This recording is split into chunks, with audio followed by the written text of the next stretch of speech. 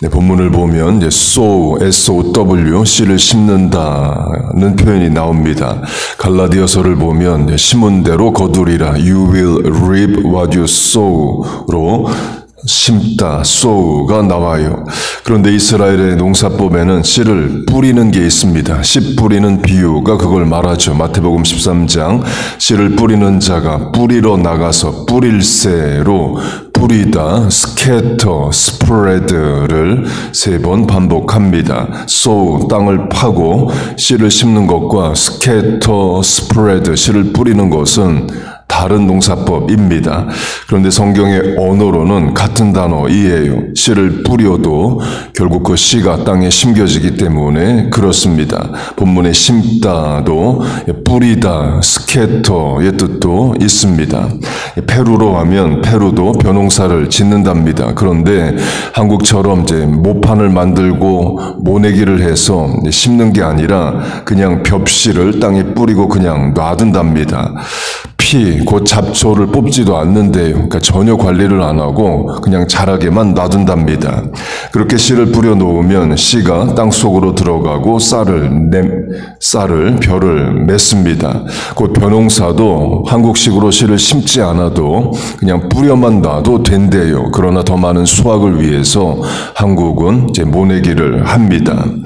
씨 뿌리는 비유를 보면 농부가 씨를 뿌리는데 더러는 이란 표현이 나옵니다. 영어 성경 번역으로는 some seeds로 일부의 씨를 말해요. 씨 뿌리는 비유를 보면 길가 돌짝밭 가시덤불 좋은 밭이 나옵니다. 당연히 농부는 좋은 밭에 씨를 뿌리는 거예요. 그 씨는 지난해의 곡식이든 과일이든 가장 좋은 씨앗입니다. 한국식으로 하면 춘궁기에도 이제 먹지 않는다는 종자씨이에요. 돈으로 하면 가장 비싼 씨앗입니다. 마태복음 13장도 좋은 씨라고 말을 합니다. 그런 좋은 씨를 일부러 길가 돌짝밭 가시덤불에 뿌리는 농부는 없습니다.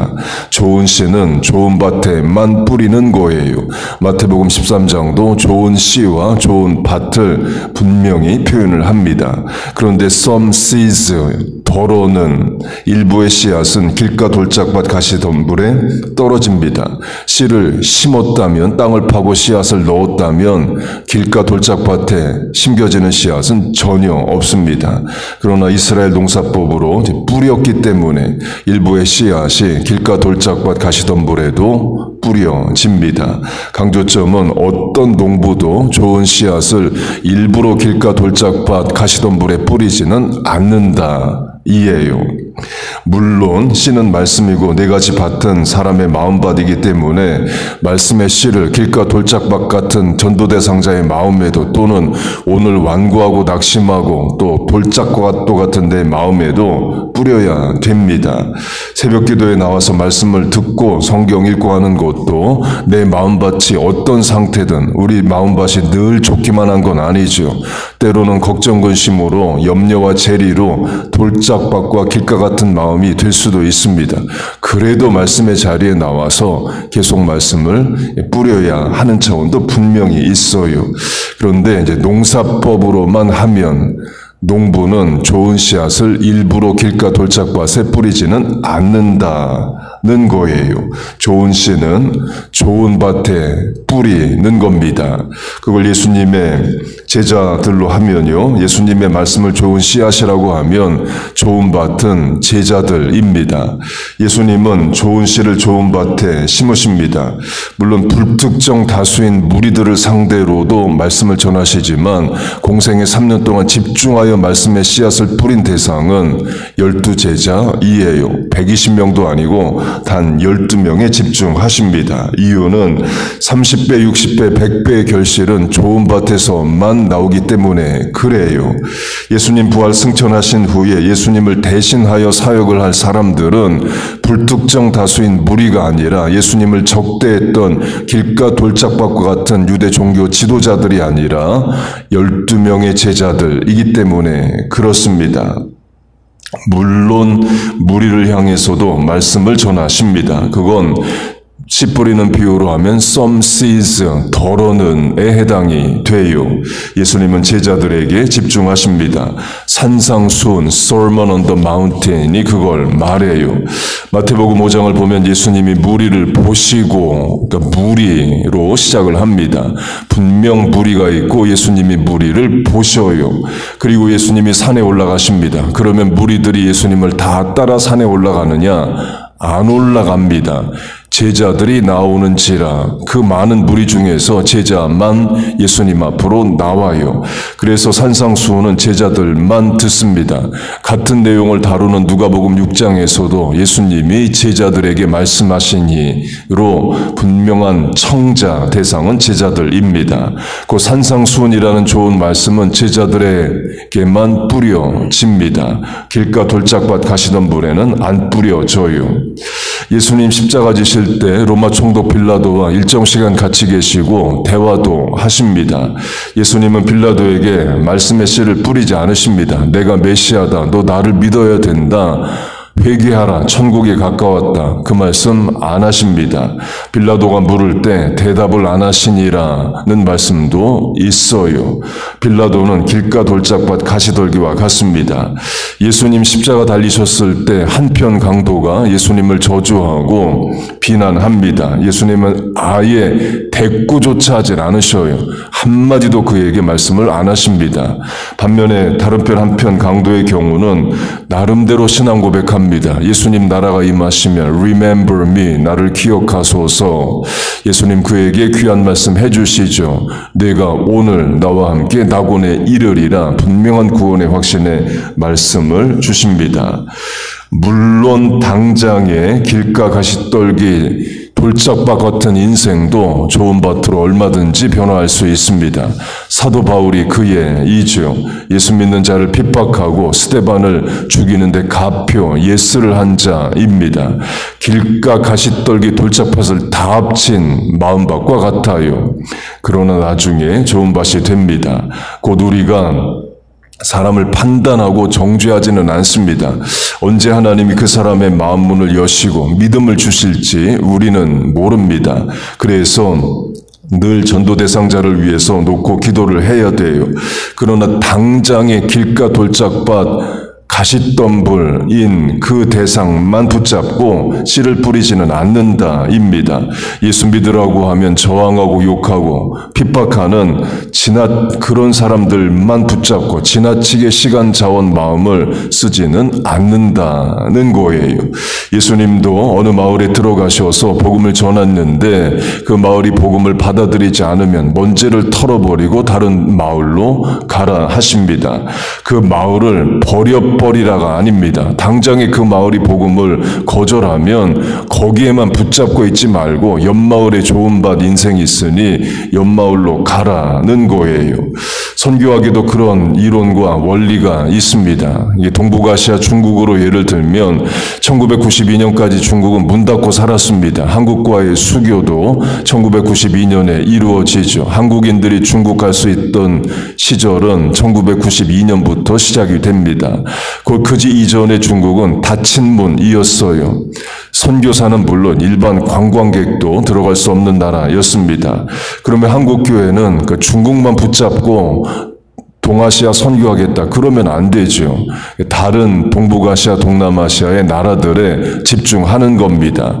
그리고 1992년에 하나님이 중국의 문을 여십니다. 그럼 그때 열린 문 중국으로 들어가는 거예요. 홍길동 성도의 부모님이 배우자가 자식이 예수를 안 믿습니다. 안 믿는 정도가 아니라 교회를 비난하고 예수 믿는 나를 핍박합니다. 길가 돌짝밭 가시떨기이죠. 그러면 홍길동 성도는 예수 안 믿고 핍박하는 부모님, 배우자, 자녀만 붙잡고 거기만 전도하겠다고 마음 쓰고 애쓰기만 하면 안 된다는 거예요. 물론 가족 구원을 위해서 매일 기도하고 중보하지만 홍길동 성도 성도는 좋은 밭에 씨를 뿌리는 일을 해야 됩니다. 나는 부모님, 배우자, 자식 다 예수 믿을 때까지 다른 대상을 향해서는 전도는 못해. 그러지 말고 당장 예수 안 믿는 부모님도 있지만 마음밭이 좋은 밭에 씨를 뿌리는 일을 해야 됩니다. 예를 들면 주일에 오는 교회 학교 학생들, 또 중고등부 학생들은 좋은 밭이죠. 자기 발로 교회에 와서 말씀 듣겠다고 앉아 있습니다. 그런 좋은 밭에 말씀의 씨를 뿌리는 교회 학교 교사 같은 일을 해야 됩니다. 지난주부터 5주 동안 월화수목금으로 하고 있는 이른비 사역으로 하면 부모가 보냈든 본인이 가겠다고 했든 하여튼 좋은 밭의 학생들이 교회에 와요. 하루 1시간 반 이상을 찬송을 하고 말씀을 듣습니다. 그런 학생들 섬기는 일도 좋은 밭의 씨를 뿌리는 거죠. 내 손자, 손녀는 교회 안 다닙니다. 그러나 남의 손자, 손녀에 해당하는 아이들을 섬기는 것도 좋은 밭의 씨를 뿌리는 일이에요. 다음 주에 가는 페루 선교도 마찬가지입니다. 뉴저지도 다 예수 안 믿는데, 버긴 카운티의 한인 1세, 2세들도 다 예수 안 믿는데 뭐하러 페루에 가냐? 그럴 수 있습니다. 좋은 밭에 씨를 뿌리러 가는 거예요. 이는 사람 가려가며 전도하자는 게 아닙니다. 저 사람은 예수 안 믿을 것 같아 판단하고 마음에서 버리자, 그런 것도 아니에요. 좋은 씨를 좋은 밭에 뿌리는 일을 한다의 차원도 있다는 거예요. 제가 신기한 해석을 하는 게 아닙니다. 씨 뿌리는 비유에 잘 강조되지 않는, 그러나 분명한 또 차원을 강조하는 겁니다. 마지막으로 좋은 밭을 마음의 밭이라고 할 때에 누가 부모의 마음밭을, 배우자의, 자식의 마음밭을 좋은 밭으로 만드느냐? 하나님이십니다. 본문으로 하면 화평의 씨를 심고 의의 열매를 거두는 장소는 교회입니다. 야고보서가 한 개인에게 보낸 편지가 아니라 신앙 공동체에 보내는 편지이에요. 야고보서에도 교회 안의 갈등과 교회 안의 신앙적 처신에 대해서 강조를 합니다. 곧 화평의 씨를 심어 의의 열매를 맺는 장소는 교회이에요. 곧 교회도 좋은 밭이 돼야 됩니다. 그럼 교회를 좋은 밭으로 누가 만드시느냐? 하나님이 만드셔요. 하나님께서 부모의 마음밭을, 배우자, 자녀의 마음밭을, 또 내 마음밭을 기경하여 주시길 바랍니다. 그래서 말씀의 씨가 뿌려질 때에 뿌리와 줄기와 가지를 뻗어 열매를 맺는 좋은 밭으로 만들어 주시기를 바랍니다. 로마서 10장 10절로 하면 사람이 마음으로 믿어 의에 이르고 입으로 시인하여 구원에 이르느니라고 말합니다. 곧 믿음이 어디에 떨어지느냐? 마음에 떨어집니다. 마음으로 믿어. 믿음이 심겨지는 자리는 마음이에요. 그리고 그 믿음은 어떻게 증거되느냐? 입으로 시인하여, 곧 자기 믿음이 말로, 찬송으로, 기도로 증거가 됩니다. 하나님께서 우리의 마음밭에 믿음의 씨앗을, 말씀의 씨앗을 또 전도 대상자의 마음밭에, 또 가족의 마음밭에 뿌려주시길 바랍니다. 그리고 그들의 마음밭을 좋은 밭으로 기경해 주시기를 바라요. 돌짝들 빼내주시고 가시덤불 제해주시고 길가도 뒤집어 엎어 좋은 밭으로 만들어 주시기를 바랍니다. 그렇게 좋은 밭 되어 30배, 60배, 100배의 결실을 맺는 화평의 씨가 교회에 심겨지고 의의 열매를 맺는 교회, 가정, 자녀 다 되시기를 주의 이름으로 축복하고 축원합니다. 아멘. 기도하겠습니다. 하나님, 우리의 불신자 가족을, 또 전도 대상자의 마음을 기경하여 주시고 좋은 밭 되게 하여 주옵소서. 또 내 마음밭도 때론 길가 돌짝밭 가시덤불처럼 변합니다. 완고하고 어리석고 낙심하고 절망합니다. 하나님, 기경하여 주옵소서. 좋은 밭 되어 말씀이 심겨지게 하시고 열매 맺는 삶을 살게 하여 주시옵소서. 믿음이 뿌려지는 마음밭을 하나님 만들어 주시옵소서. 오늘도 하나님 앞에 나왔습니다. 어떤 삶의 모습이든 주의 말씀을 듣고자 나왔사오니 또 기도하고자 나왔사오니 주여 우리에게 은혜를 내려 주시옵소서. 이 아침에 간구하는 기도에 응답하여 주시옵소서. 예수님의 이름으로 기도하옵나이다. 아멘.